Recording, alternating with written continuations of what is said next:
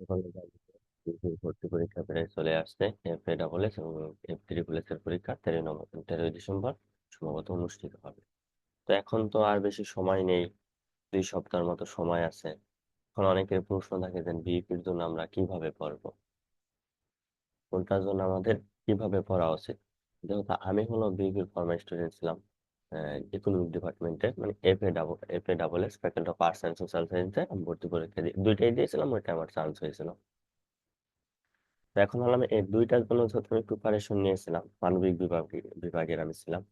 তো এই দুইটার জন্য এই 2 সপ্তাহের ভিতরে আমরা কিভাবে পড়বো, এর সাথে ঢাকা বিশ্ববিদ্যালয়ের পরীক্ষা পরে জাহাঙ্গীরনগরের রিলেটেড করে কিভাবে পড়বো, সেটা হলো আমরা আলোচনা করব।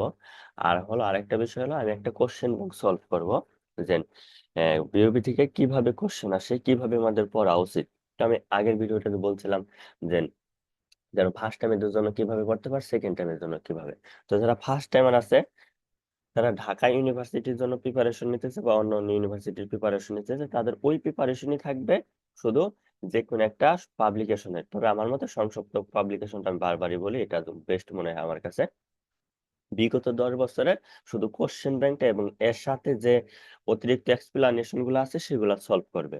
এখন অতিরিক্ত এক্সপ্লানেশন গুলা কিভাবে থাকতে পারে, কিভাবে সলভ করা হতে পারে, এর জন্য আজকে আমি হলো একটা ক্লাস নিয়ে দেখিয়ে দিব কিভাবে পড়বো, কিভাবে সলভ করবো। আর যারা সেকেন্ড সেকেন্ড টাইমার আছে, তারা তো এটা পড়বেই, তাদের ফার্স্ট কাজ থাকবে কোশ্চেন, তাদের ফার্স্ট টাইম ফার্স্ট ফার্স্ট কাজ থাকবে কোশ্চেন ব্যাংক পড়া। কোশ্চেন ব্যাংক তো তারা পড়বেই, পাশাপাশি তারা হলো যে পড়ছে বিপির জন্য, বা তারা তো ঢাকা ইউনিভার্সিটিতে পরীক্ষা দিতে পারবে অন্যান্য ইউনিভার্সিটির জন্য, যেহেতু অন্যান্য ইউনিভার্সিটিতে আরো পরীক্ষা পড়ে, সেই জন্য তারা এই কয়েকদিন শুধু বিপির জন্য পড়াশোনা করবে, যা পড়ছে তার রিভিশন দিবে, এই কোশ্চেন ব্যাংক সলভ করে এর সাথে প্রাসঙ্গিক যা আছে সব পড়বে। আর ফার্স্ট টাইমে শুধু কোশ্চেন ব্যাংক সলভ করবে আর শুধু এক্সপ্লানেশন গুলা দেখবে, ব্যাখ্যাগুলো। তাহলে আমরা যদি এখন দেখি এখানে, এই যে বিউপির একটা কোশ্চেন ব্যাংক আমি দিয়ে দিছি, Bangladesh university of professional BUP, faculty of arts and social science, এটা কি FA ডাবল এস। এই অ্যাডমিশন টেস্ট হয়েছে 2021-22 সেশন। এখন অনেক প্রশ্ন থাকতে পারে, ভাই বিউপি থেকে ফুল সিলেবাস থেকে প্রশ্ন হবে না হাফ সিলেবাস থেকে প্রশ্ন হবে, শর্ট সিলেবাস? তোমার সার্কুলার অবশ্যই ওরকম কোনো কথা উল্লেখ নাই। তার মানে কি বিউপি তে তোমার ফুল সিলেবাস থেকে প্রশ্ন হলেও হতে পারে। তাহলে এটা হলো, এখানে কি কি সাবজেক্ট আছে আমরা আগে দেখছিলাম, মানে বি এর সাবজেক্ট গুলা, ব্যাচেলর অফ আর্টস, তারপরে BEES ব্যাচেলর অফ সোশ্যাল সায়েন্সের সাবজেক্ট গুলো এখানে আছে, ইংরেজি, ইকোনমিক্স, তারপরে হলো ডেভেলপমেন্ট স্টাডিজ, তারপরে সমাজ বিজ্ঞান, এই সাবজেক্ট গুলা এখানে আছে। তো এখন আমরা এটা সলভ করবো কিভাবে পড়া উচিত, এই কোশ্চেন ব্যাংক গুলো এই 2 সপ্তাহে কিভাবে প্রিপারেশন নেওয়া উচিত, আমরা একটা মানে পূর্ণাঙ্গ ধারণা পাবো। আমরা যদি শুরু করি, সময় থাকবে 1 ঘন্টা, আর হলো কি 100 মার্কের অ্যান্সার দিতে হবে, বাংলা 20টা, ইংরেজি 20টা, সাধারণ জ্ঞান 20টা। তাহলে এখানে দেখো, 1 নম্বর প্রশ্নটা বলছিল বাংলা ভাষার উৎপত্তি কোন শতাব্দীতে। তাহলে বাংলা ভাষার উৎপত্তি 7ম শতাব্দীতে, আমরা সকলেই জানি। তাহলে 7ম শতাব্দীতে যদি বাংলা ভাষার উৎপত্তি হয়, তাহলে দেখো এই বাংলা ভাষার উৎপত্তি নিয়ে এই যে ব্যাখ্যায় দেওয়া আছে, বাংলা ভাষার উৎপত্তি নিয়ে তোমার কি সকল ভাষা বিজ্ঞানীদের মত দেওয়া আছে। তার মানে কি এইটুকু তুমি পুরা পড়ে ফেলবা, যারা ফার্স্ট টাইমার আছে তারা ওই অ্যান্সারটা দেখে এই যে ব্যাখ্যাটা আছে, এক্সপ্লানেশন, এইটুকু পুরো পড়ে ফেলবা। আর যারা সেকেন্ড টাইমার, তাদের অন্য অন্য ইউনিভার্সিটিতে পরীক্ষা অনেক পড়ে, তার মানে কি তারা বাংলা ভাষার উৎপত্তি নিয়ে যা আছে সব ডিটেলস পড়ে ফেলবে। এটা হলো কথা। এই যে গড্ডলিকা পূর্বাহ বাগধাটের গড্ডল শব্দের অর্থ কি, মানে কি গড্ডলিকা পূর্বাহ হলো কি ভেড়া, গড্ডলিকার পর গড্ডল শব্দ অর্থ ভেড়া। এখন সাধারণত ভেড়ার পালের পরস্পর অনুসরণ, মানে এখানে বলা হয় গড্ডলিকা পূর্বাহ মানে অন্ধ অনুকরণ, কি অন্ধ অনুকরণ, অন্ধ অনুসরণ। কারণ ভেড়া যে পালে যায় তার সাথে সাথে পাল ধরে যায়, এর জন্য গড্ডলিকা পূর্বাহ হলো, গড্ডল শব্দের অর্থ হলো ভেড়া।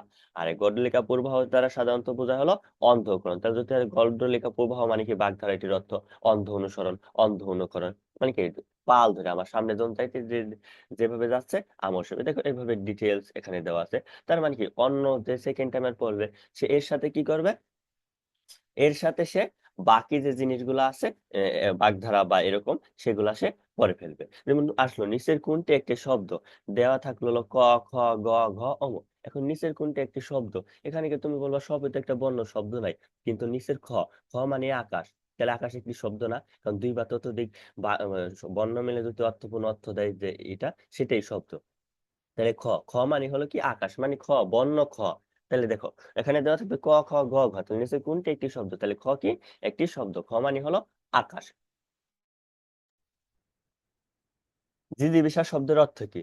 জিজিবিষা শব্দের অর্থ বেঁচে থাকার ইচ্ছা। তাহলে দেখো এখানে এই জিজিবিষা জিজিসা তিকিক্ষা তিকিক্ষুনে যা আছে সব ডিটেলস দেওয়া আছে। তাহলে এইটুকু যদি তুমি 2 সপ্তাহের ভিতরে বিগত যত বছরের প্রশ্ন ব্যাংক FA SS আর FSSS এর, তাহলে দেখবা তোমার কোনো সমস্যা থাকবে না, তুমি সবই পেরে যাবে, এগুলো মুখস্থ করে ফেলবা।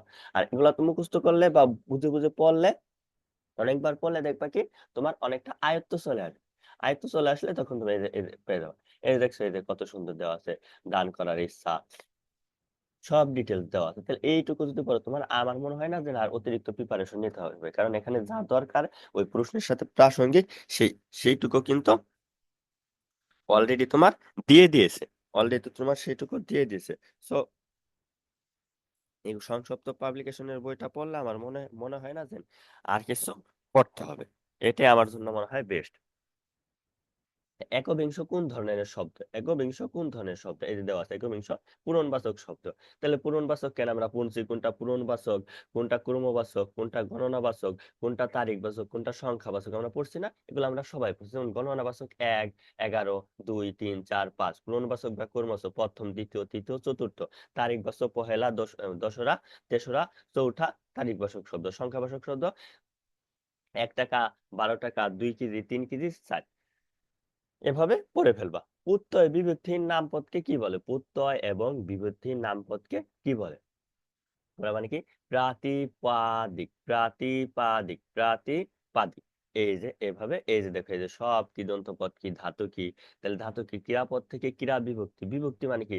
যেটা বাক্যের মধ্যে সৌন্দর্য বর্ধন করে। মানে আমাকে খেতে দাও, আমি যদি বলি আমাক আমাক খেতে দাও, হইলো না কিন্তু। তাহলে এটা হলো বিভক্তি। তাহলে বিভক্তিহীন নামপদকে কি বলে? প্রাতিপদিক বলে। তাহলে ধাতু ক্রিয়া, ক্রিয়াপদ থেকে ক্রিয়া বিভক্তি সেটি যেটা বাধ্য হয় সেটা কি? ধাতু। যেমন করা কর, যাওয়া যা। কৃদন্ত পদ, ধাতু এবং কীট প্রত্যয় সংযোগে গঠিত শব্দকে কৃদন্ত পদ বলে। আমরা পড়ছি। এখন আমার কথাটা একটু তাড়াতাড়ি হয়ে যাচ্ছে, এটা আমিও বুঝতে পারছি, কিন্তু 100টা MCQ আমার এভাবে একটু একটু টাচ দিয়ে যেতে গেলে, একটু বোঝাতে হলে আমার অনেক টাইম লাগবে। এই জন্য আমি একটু একটু দ্রুত কথা বলার চেষ্টা করতেছি।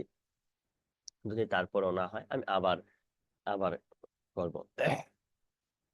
আমি জাস্ট দেখিয়ে দিচ্ছি যে কিভাবে পড়তে হবে, আর যেটা একটু সমস্যা সেটা বুঝিয়ে দিচ্ছি। তারপর মনীষা শব্দের অর্থ কি? মনীষা শব্দের অর্থ কি? প্রজ্ঞা, প্রজ্ঞা। মনীষা শব্দের প্রজ্ঞা মানে কি? জ্ঞান, জ্ঞানী, জ্ঞানী, এরকম কিছু। 1957 সালে সিকান্দার আবু জাফরের সম্পাদিত পত্রিকার বিখ্যাত পত্রিকা সমকাল, আমরা ওই যে তোমার হলো মূল বইটা পড়লেই পাওয়া যাবে। সিরাজউদ্দৌলা নাটকের কয়টি অংশে বিভক্ত? 4টে অংশে বিভক্ত। আমরা মূল এই যে দেখছো, যে ডিটেলস দেওয়া আছে, প্রথম অঙ্কে কয়টা দৃশ্য আছে, দ্বিতীয় অঙ্কে কয়টা দৃশ্য আছে, নিচের কোনটি বানান গোছের সবগুলি অসত্য। এটা পড়া ভাই খুব টাফ ব্যাপার। আমি নিজেই কোন ইউনিভার্সিটির প্রিপারেশনে এগুলো আমি দিতে পারি নাই, কারণ অনেক বেশি পড়তে হয়, অনেক কিছু জানতে হয়। যদি কমন পরে দিবা, আর যারা মানে অতিরিক্ত মানে অনেক ভালো প্রিপারেশন, তারা অবশ্যই রিভিশন দিয়ে যাবে, এই যে দেওয়া আছে। তারপর আছে এবার আমি পরীক্ষায় ভালো করেছি, এটি কোন কালের উদাহরণ? তাহলে কি এবার আমি পরীক্ষায় ভালো করেছি, তাহলে আমরা জানি কি বর্তমান কাল হলো বর্তমান কাল হলো ও ও তোমার সরি, বর্তমান কাল হলো মানে টেন্সে, যেমন আমরা পড়ছি প্রত্যেকটা টেন্সে 4 প্রকার, কিন্তু বাংলা কালের ভিতরে একটু পার্থক্য আছে। যেমন সাধারণ বর্তমান, পুরঘটিত বর্তমান, ঘটমান বর্তমান, এইরকম আছে। তারপর হলো অনুজ্ঞা বর্তমান, এইরকম আছে। তাহলে এবার আমি পরীক্ষায় ভালো করেছি, তাহলে আমি ইংলিশে আমি যদি পড়ছিলাম যে কালের ফল কিছুক্ষণ আগে শেষ হয়েছে যে কাজ, কিন্তু তার ফলে এখনো আছে, সেটা কি? Present perfect tense. তাহলে এবার আমি পরীক্ষায় ভালো করেছি, তার মানে কি পরীক্ষাটা তোমার আগে শেষ হয়েছে, কিন্তু এটার ফলটা এখনো আছে। তাহলে এটা কি? আমরা যদি বাংলায় বলি সেটা হবে প্রঘটিত বর্তমান, মানে present perfect tense, present perfect tense. আম কুড়ানো, বলছে আম কুড়ানো কোন সমাজ, তাহলে এটা যদি আমি বেশ বাক্য করি আমকে কুড়ানো, তাহলে যে সমাজে দ্বিতীয় বিভক্তি লোপ পায় সেটা কি বিশেষ্য বা বিশেষণ উপমানের পদের যে সমাস হয় সেটা তো কর্মধারয় সমাস। তো যে সমাজে পূর্ব পদে কারক এবং সমুদ্রসূক্ত বিভক্তি লোপ হয়ে গিয়ে উত্তর পদের অর্থ প্রাধান্য পায় সেটাকে কি তৎপুরুষ সমাস বলে। তাহলে আমরা জানি যে সমাজের দ্বিতীয় বিভক্তি লোপ পায়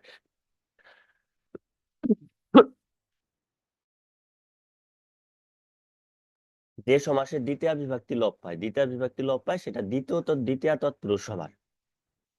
তাহলে সমাস পাঠতে হলে তোমার তৎপুরুষ সমাস পাঠতে হলে বিভক্তি পাঠতে হবে। যেমন একটা সমাস পারার জন্য সর্বপ্রথম দেখবা তার বেশ বাক্যটা বের করবা। যেমন আম কুড়ানোর বেশ বাক্য কি আমকে কুড়ানো, আমকে কুড়ানো।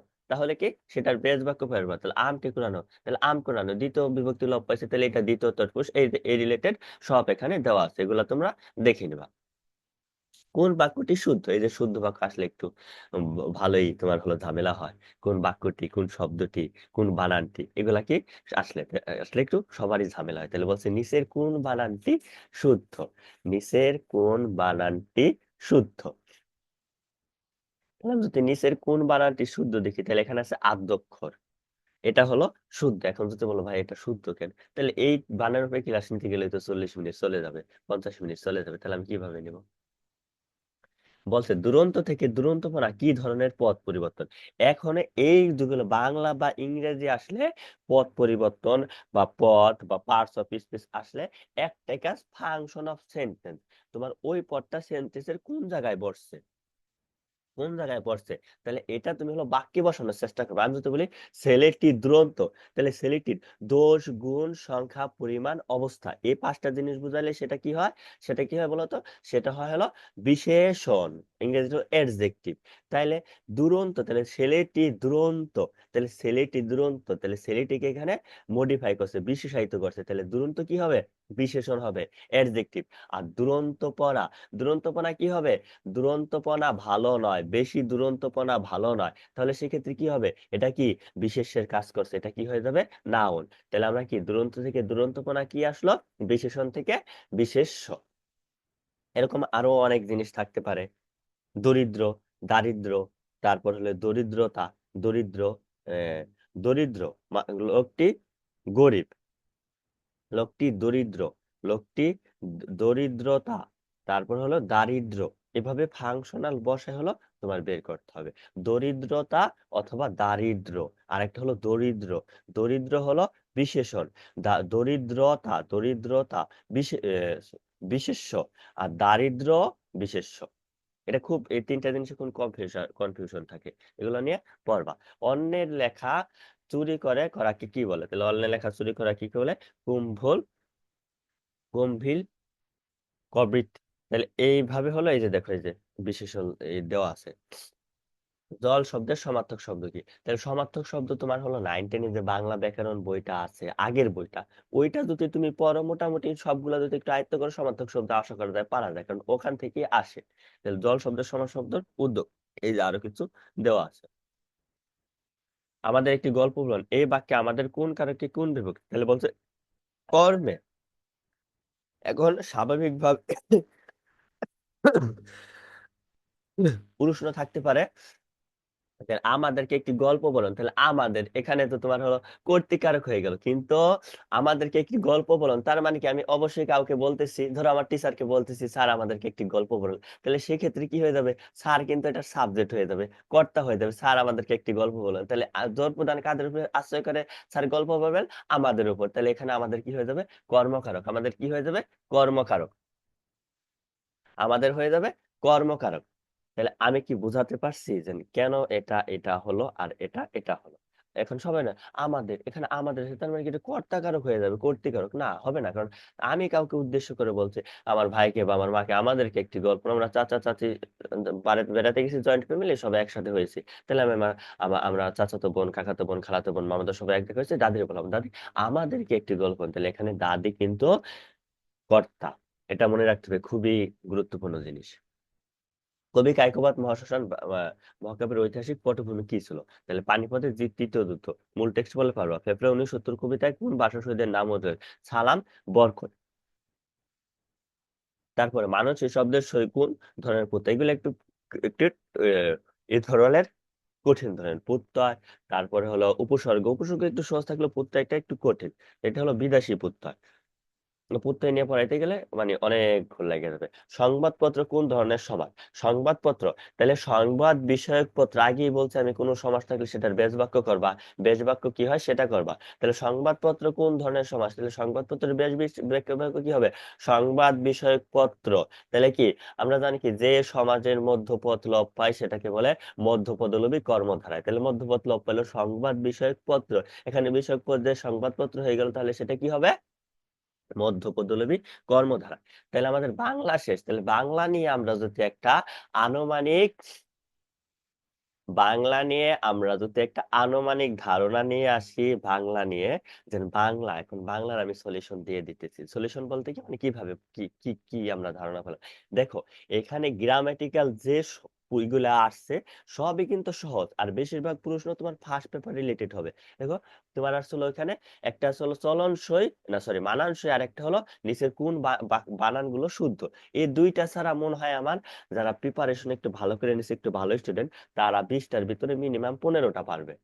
মিনিমাম এই দুইটা অনেকেই পারবে যারা ভালো করে পড়ছে। প্রত্যয় অনেকে স্কিপ করে দেয়, বানানো শুদ্ধ বানানো স্কিপ করে দেয়, কিন্তু যারা ভালো করে পড়ছে একটু পড়লে 15টা পারা যাবে। মানে কি এপে ডাবল এস এর প্রশ্নটা তুলনামূলক একটু সহজ হয়। আর কি হবে, আর হলো এটা ঢাকা ভার্সিটি আর জাহাঙ্গীরনগর ইউনিভার্সিটির সি ইউনিটের সাথে মিলায় হয়, অনেকটা ওই রকম টেবিলের ধরনের হয়। তাহলে তুমি যদি বিইউপির প্রিপারেশন